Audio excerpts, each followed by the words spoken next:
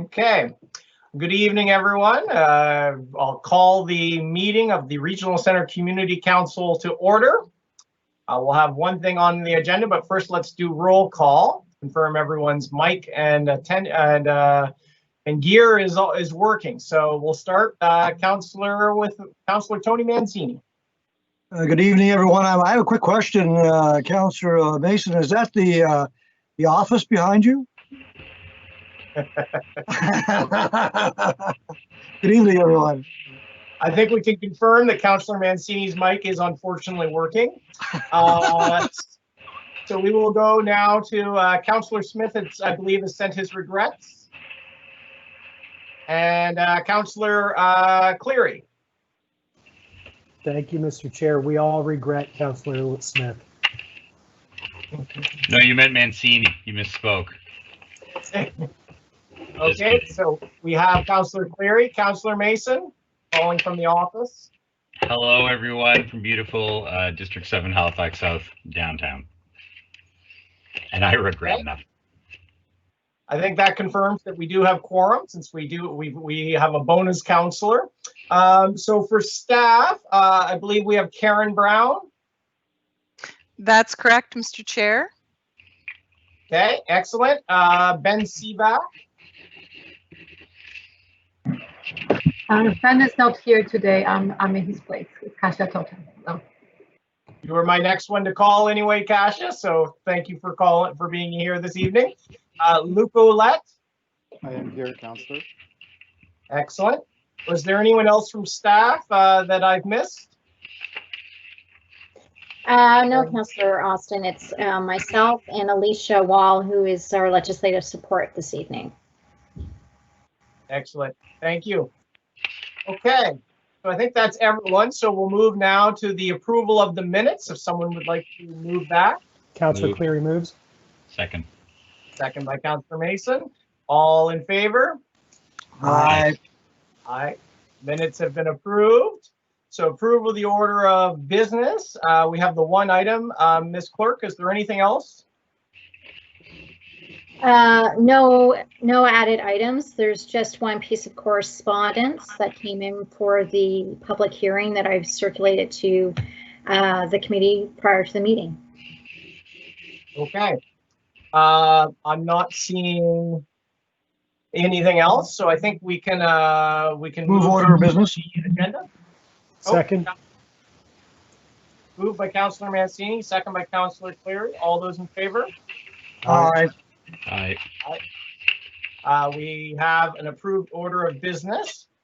Business arising out of the minutes. We have none. Calls for declaration of conflict of interest. Anything this evening? None. Motions of reconsideration, none. We have no motions of rescission. There's no deferred business. We have no tabled matters. So that takes us down to our public hearing, case 22990, housekeeping amendments to the Halifax Citadel Rampart regulations within the Regional Center Land Use Bylaw. So we'll go to staff to start this off. Good evening, Mr. Chair. My name is Luke Ouellette. I'm the assigned planner to the file tonight. The public hearing tonight concerns case 22990, housekeeping amendments to the Regional Center Land Use Bylaw, and this is regarding the Halifax Citadel Rampart regulations. Next slide, please.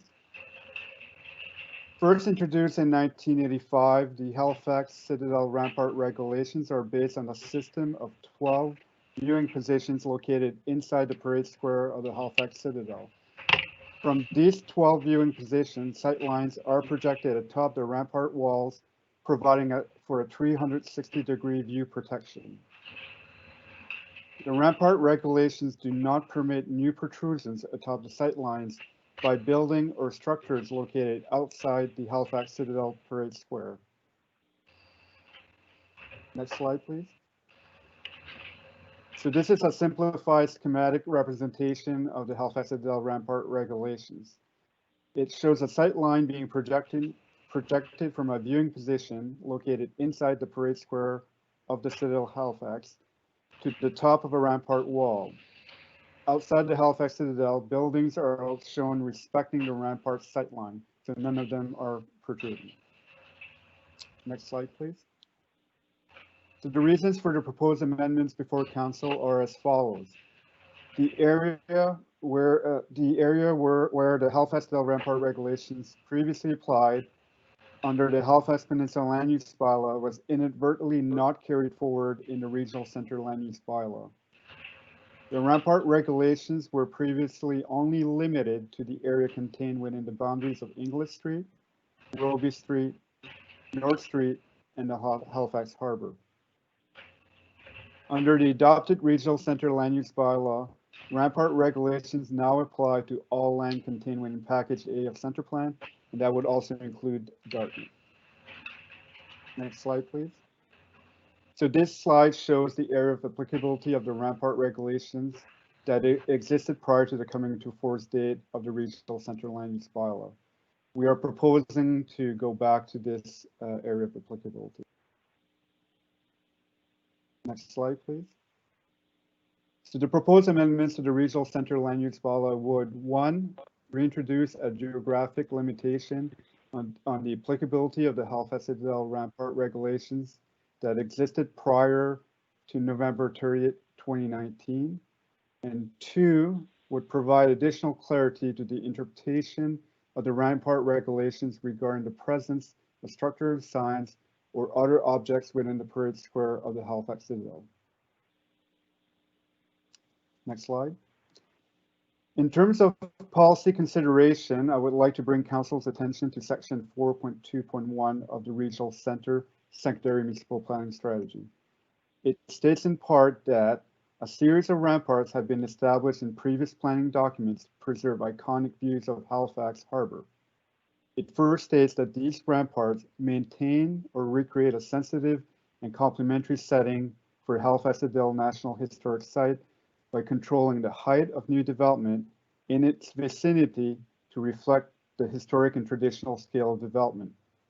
The extra emphasis here is on the words "in its vicinity." Therefore, staff concludes that the policy never contemplated an expansion of the Rampart regulations to the entire area covered by the center plan. Next slide, please. The level of public engagement on this application was limited to providing information and seeking comments through the HRM website. It is important to note, however, that the area of application being proposed through this housekeeping process has also been incorporated in the draft Center Plan Package B, which was released for public consultation in February of 2020. No feedback has been received by staff to date from members of the community on this matter, or coming forward in this application or to the Package B consultation. Next slide, please. The recommendation contained on this slide is identical to the one contained in the staff report. Staff recommends that Regional Center Community Council 1 give first reading to consider approval of the proposed amendments to the should be to adopt the amendments to the Regional Center Land Use Bylaw as set on attachment A, as you know, the first reading has already occurred. Next slide. So this completes my presentation. At this time, I'm prepared to take questions or clarifications from council. Thank you. Thank you, Luke, for the presentation. So I'll go to members of council. Does anyone have any questions for Luke? Mr. Chair, Councillor Cleary, I do have one question. And thank you, Mr. Ouellette, for the presentation. So just out of curiosity, have you measured what the height would be that would have fallen? I mean, okay, let me just preface this. I'm fine with the what you've described as a housekeeping amendment and keeping within the district around the Citadel. But where the ramparts, if you're standing in there and you're looking out, they go up from where you are. The further you get away, the higher the height would be. If I was on Portland Street or in downtown Dartmouth, given the downtown plan and the center plan, 90 meters is the height. Would anything actually, would the height of the rampart view not be greater than 90 meters anyway? Just out of curiosity, do you know what the height would have to be in order to be viewed from the courtyard of the Citadel over the ramparts if you were in Dartmouth? So, Councillor, we did do analysis on a few sites, and they tended to be on the Halifax side. We didn't do any analysis on the Dartmouth side, but we did do some on the Halifax side, and some of them were going to be impacted where they wouldn't be in a position to achieve the 90 meters. Okay, so it would have cut down those sites. So, but I mean, most of this is just really for my own personal edification. I'm just curious, like, would a building have to be like 200 or 300 meters tall to be seen from the Citadel if you're in Dartmouth? Not necessarily. It also has to do with the elevation of where your site is. So, for example, there are impacts in the what we call the Yonge Street superblock. So even in that area, the 90 meters might not be achievable based on the ramparts. Even though it's quite a distance away from the hill, it's because it's at a higher elevation. Right. Okay. Or at a higher elevation than most parts of Peninsula Halifax. Yeah. Thanks. Okay, any further questions of clarification? Councillor Mancini? Thank you, Mr. Chair. I'm similar to Councillor Cleary. I have a question of interest here, and I have no problem with what staff is recommending here. So, you know, the idea of all these rules are to preserve the iconic view of the Halifax Harbor from the Citadel. Do we have anywhere else in HRM where there are protection with regard to views? Because we constantly have conversations with new development, especially height, that nobody owns the view. And that's always a conversation. Does it exist, Luke, anywhere else where views are protected within HRM? So what we're doing in effect, and this was based the Halifax view plane. So there's two different things. There's view planes from Halifax Citadel. There's the rampart views, and there's also protected views in Dartmouth and in the Commons area. Those are all, the reason we protect those are public views that we're protecting, not private views. Public views. Yeah. And it's something that does happen in other municipalities. Montreal has view protection as well as Vancouver. In Ottawa, they do protect views of Parliament Hill, whatnot. So it does happen in other municipalities in Canada. We're not the only jurisdiction that protects views, but traditionally we have protected views in Halifax from Halifax Citadel. The ramparts views came in a bit later. We're protecting the views in Dartmouth, in the Commons area. We're also protecting waterfront view corridors in both Halifax and Dartmouth under the regional center land use bylaw and the plan. And those are like views of the water when you're going down certain streets. So that clarifies to me, it's the public view. So if I'm on a lake and it's Mancini Lake, I can't protect it because it's private. I understand that now. So good. Thank you for that clarification, Luke. I appreciate it. Thank you, Mr. Chair. Okay, seeing no further questions of clarification, we'll open the public hearing. Normally, after I open the public hearing, I call upon the applicant to make a presentation, but there isn't an applicant here because it's basically us. And I could just confirm with the clerk, we have no registered speakers? That is correct, Councillor Austin. There's no registered speakers. So the public hearing is open, but with no presentation and no speakers, I would now entertain a motion to close the public hearing. So moved. Second. Moved by Councillor Cleary, second by Councillor Mason. All in favor? Aye. Aye. Aye. Public hearing is closed. So now we can go to members of council to seek clarification from staff, but we've just done that. So I would instead look for a motion at this point. Be happy to do so, Mr. Chair. I'll move that Regional Center Community Council adopt the amendments to the Regional Center Land Use Bylaw as set out in Attachment A of the staff report dated July 23rd, 2020. Second, Councillor Cleary. Moved by Councillor Mason, second by Councillor Cleary.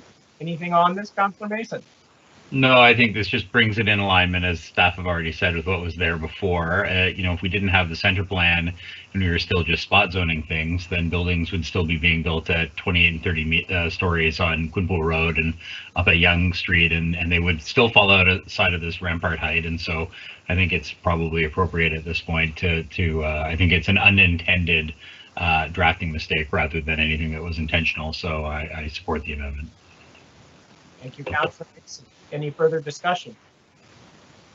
I would just add briefly from the chair that this is the sort of thing that we're going to find now and then, given the complexity of combining all of our old plans into one and modernizing the whole thing, that there were bound to be some mistakes. And I'm glad the good people of Dartmouth are free once again from the ramparts. So with that, Now I'm voting against it. Just kidding. Question. with that, if someone, I call for the question, folks. Question. Question has been called. All in favor? Aye. Aye. Aye. So that carries. Moving along, the correspondence, as noted, we had the one on this item. We have no other correspondence, petitions, or delegations, do we, Ms. Clerk? No, we do not. Okay, no petitions from anyone on council, I presume? Lots of head shakes. No information items, no further reports, no one from community council put forward anything. We have no motions, no in camera, no added. Anyone have a notice of motion? No, none? So the Take date of the notice, next meeting- Mr. Chair, take notice that I have no motion. Notice. Indeed. So the next meeting, if required, would be November 24th, since these meetings are a little bit ad hoc as needed. So I would entertain a motion to adjourn. So moved. So moved. Moved by Councillor Mancini. We are adjourned. Thank you, everybody. Have a nice evening. Thanks, Good job, Dad. Mr. Chair. Yeah.